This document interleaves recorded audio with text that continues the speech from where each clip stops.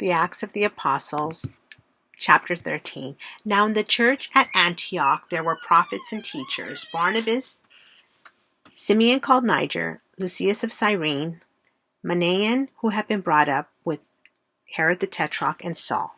While they were worshiping the Lord and fasting, the Holy Spirit said, "Set apart for me Barnabas and Saul for the work to which I have called them." So after they had fasted and prayed, they placed their hands on them and sent them off. The two of them, sent on their way by the Holy Spirit, went down to Seleucia and sailed from there to Cyprus. When they arrived at Salamis, they proclaimed the word of God in the Jewish synagogues. John was with them as their helper. They traveled through the whole island until they came to Paphos. There they met a Jewish sorcerer and a false prophet named Bar-Jesus, who was an attendant of the proconsul, Sergius Paulus. The proconsul, an intelligent man, sent for Barnabas and Saul because he wanted to hear the word of God. But Elymas, the sorcerer, for that is what his name means, opposed them and tried to turn the proconsul from the faith.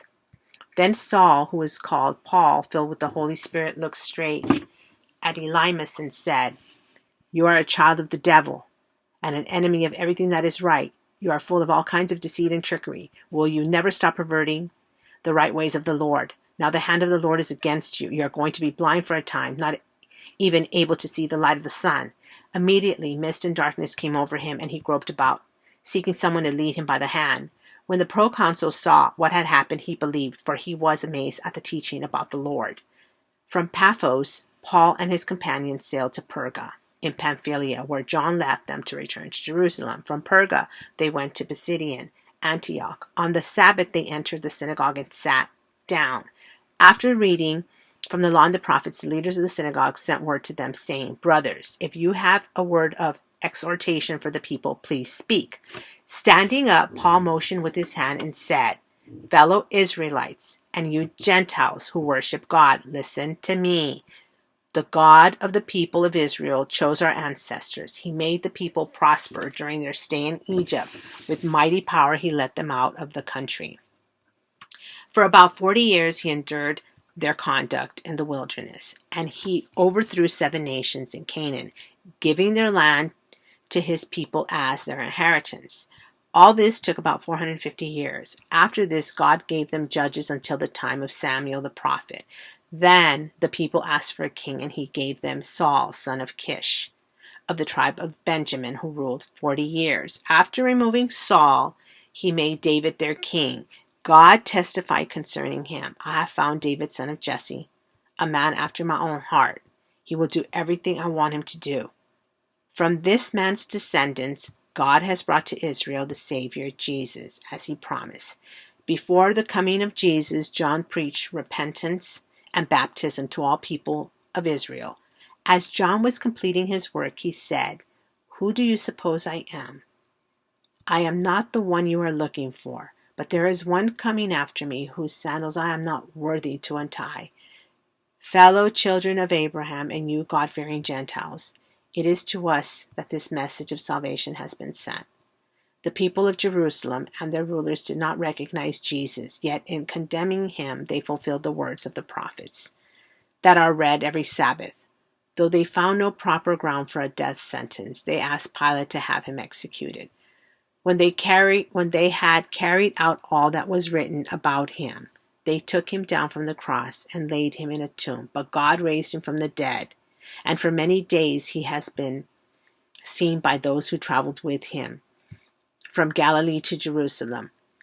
They are now his witnesses to our people. We tell you the good news. What God promised our ancestors, he has fulfilled for us, their children, by raising up Jesus. As it is written in the 2nd Psalm, "You are my son, today I have become your father." God raised him from the dead so that he will never be subject to decay, as God has said, "I will give you the holy and sure blessings promised to David." So it also stated elsewhere, "You will not let your Holy One see decay." Now when David had served God's purpose in his own generation, he fell asleep. He was buried with his ancestors, and his body decayed. But the one whom God raised from the dead did not see decay. Therefore, my friends, I want you to know that through Jesus the forgiveness of sins is proclaimed to you. Through him, everyone who believes is set free from every sin, a justification you were not able to obtain under the law of Moses. Take care that what the prophets have said does not happen to you. Look, you scoffers, wonder and perish, for I'm going to do something in your days that you would never believe, even if someone told you.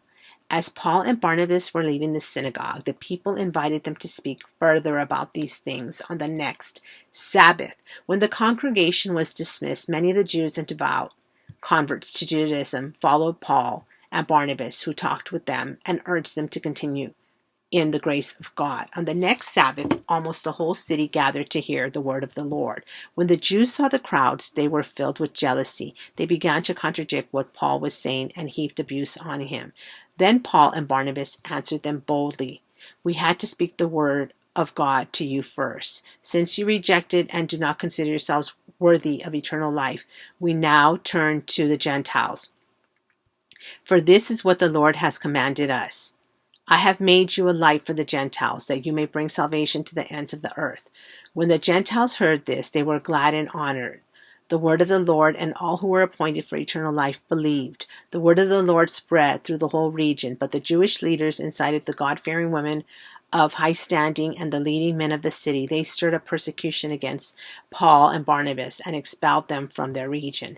So they shook the dust off their feet as a warning to them and went to Iconium, and the disciples were filled with joy and with the Holy Spirit.